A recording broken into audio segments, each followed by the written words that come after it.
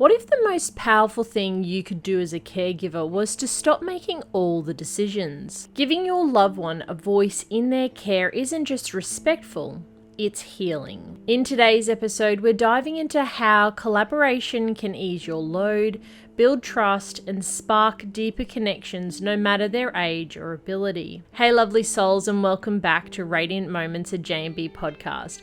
I'm Michelle, your host, and as always, I'm so glad you're here. Let's take a second to slow down. Wherever you are, driving, walking, tidying up, just pause for a moment and breathe with me. Inhale, hold, and exhale. This is your space to reflect, recharge, and reconnect, not just with others, but with yourself. Now let's talk about something every caregiver wrestles with. How much say should your loved one have in their own care? It's tricky, right? You want to protect them, keep things running smoothly, avoid extra stress or any risk. However, here's what we often forget. Our loved ones are the ones living through the care. And when we invite them into the process, even just a little, it can create surprising moments of clarity, trust, and empowerment. In today's episode, I'll walk you through how to shift from doing for your loved one to doing with them, no matter their age, diagnosis, or communication style. And don't miss episode 38 coming up, where we explore sensory challenges at mealtime in From Fear to Flavor. As always, check the show notes for the links to our free gratitude journal and the J&B Oasis membership and community. Let's get into today's episode. Why collaboration matters, the power of sharing decision making. As caregivers, we often carry the weight of every detail: medications, appointments, routines, behaviors, and emotions. We become planners, protectors, and problem solvers. However, here's something we don't talk about often enough. You are not meant to carry it all alone. Yes, you're their advocate. Yes, you're their guide. However, inviting your loved one into the decision-making process, wherever possible, can change everything. And I'm not talking about handing over control or expecting your loved one to make big medical choices on their own. I'm talking about collaboration, tiny intentional invitations to be involved in their own care. Here's what it does. It reduces resistance and emotional outbursts. When people of any age feel that things are being done to them instead of with them, it creates stress and a lot of pushback. Even small decisions like choosing their clothes or deciding when to take a break can ease tension and increase cooperation. It builds confidence and a sense of control. Whether your loved one is a child navigating a new diagnosis or an adult adjusting to physical changes, being included helps them reclaim some agency. It tells them your voice matters. You have a role in your own care. It strengthens your relationship. Collaboration builds trust. It shifts the dynamic from caregiver and patient to partners in care, and over time that builds a deeper connection, rooted in not just responsibility, but in mutual respect. It leads to better outcomes.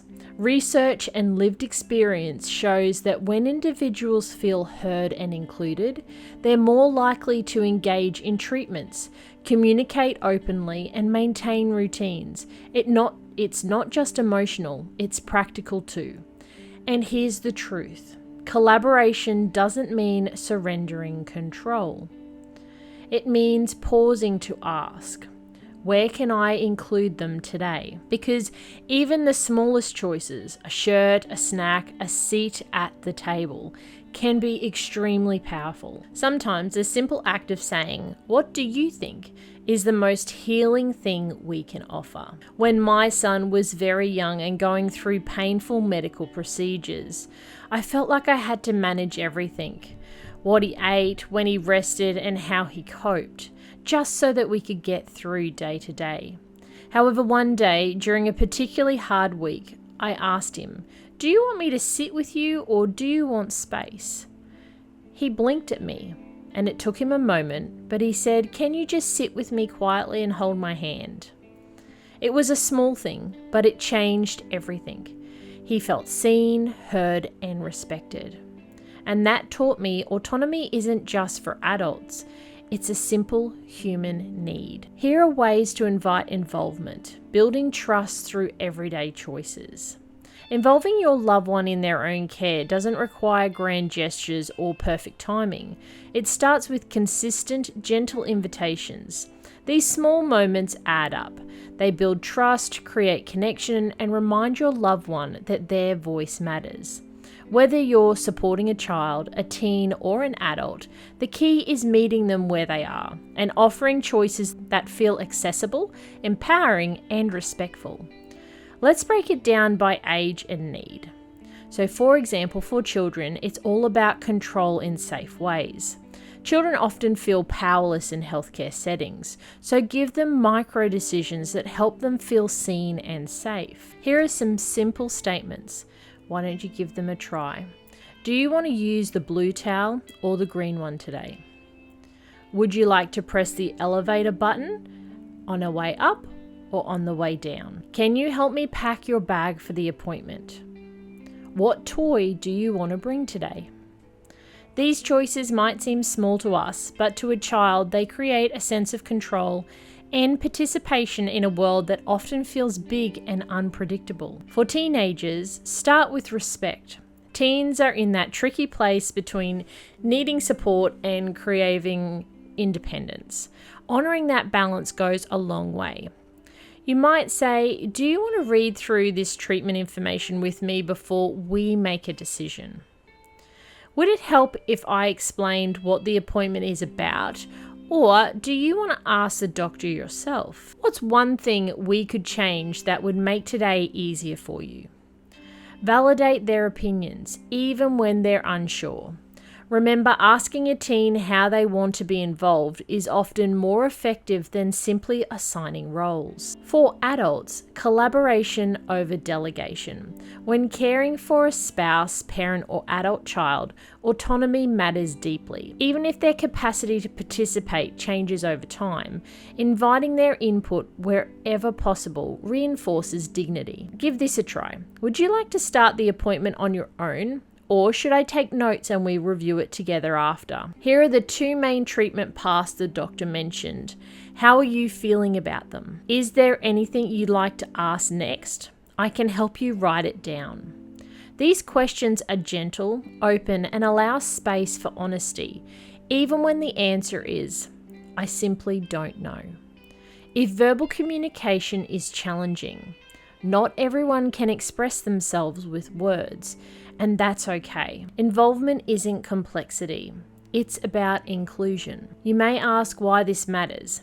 Every time you pause to invite a decision, no matter how small, you're building a bridge between you and your loved one. You're not just managing care, you're co-creating it. And those moments of shared decision-making, they're what transform caregiving from a task list into a relationship rooted in trust, respect, and humanity. Your first affirmation for today.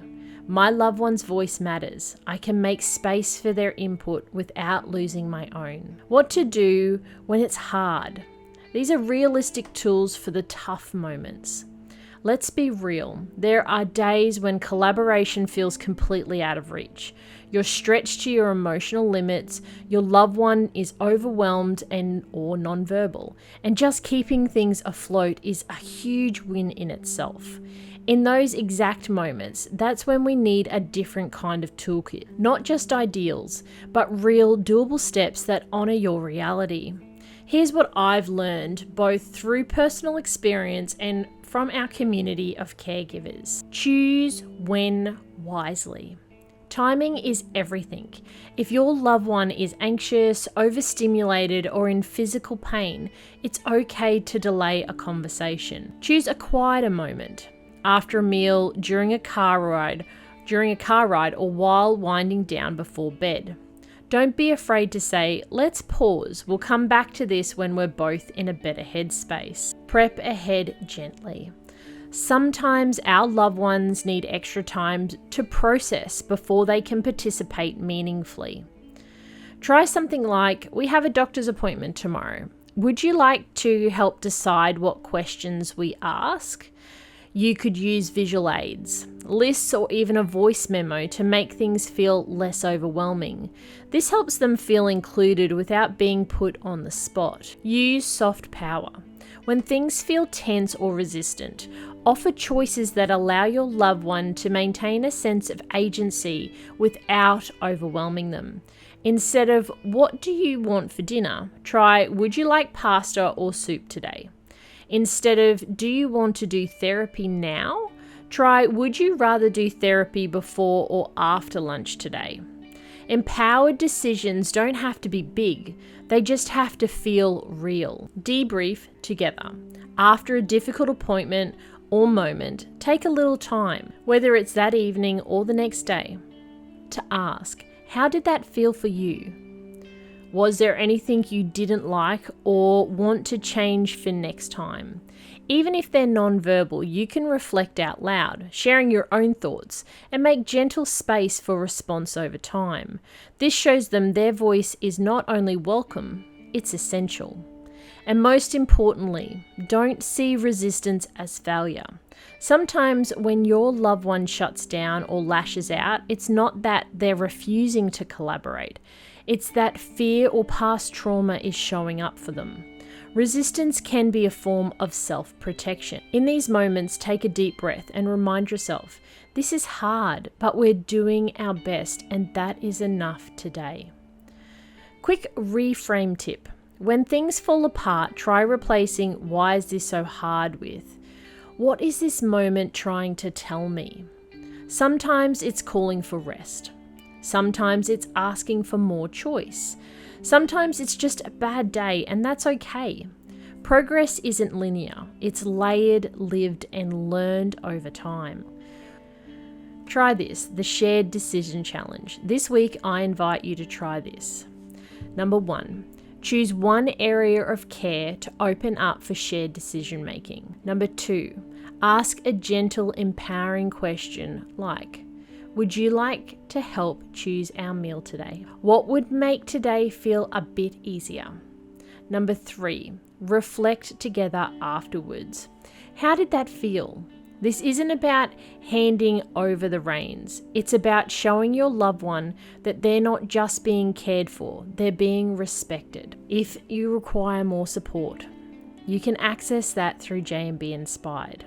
If this topic speaks to you and you want more real-world tools for collaborative caregiving, come join us at J&B Oasis.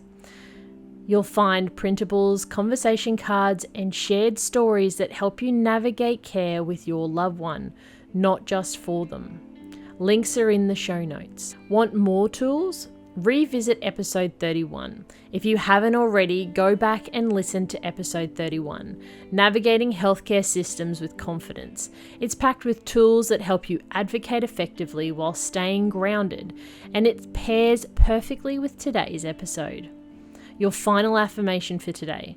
Collaboration isn't about control, it's about connection. I honor my loved one by inviting their voice into our journey. Thank you for being here, beautiful soul. Remember, you're not alone on this path, and you don't have to have all the answers. Just showing up with care and curiosity is enough. Join me next time on Radiant Moments, where we'll explore picky and neurodivergent eating with compassion and creativity, in from fear to flavor. Until then, stay radiant, stay empowered, and keep shining your light bright.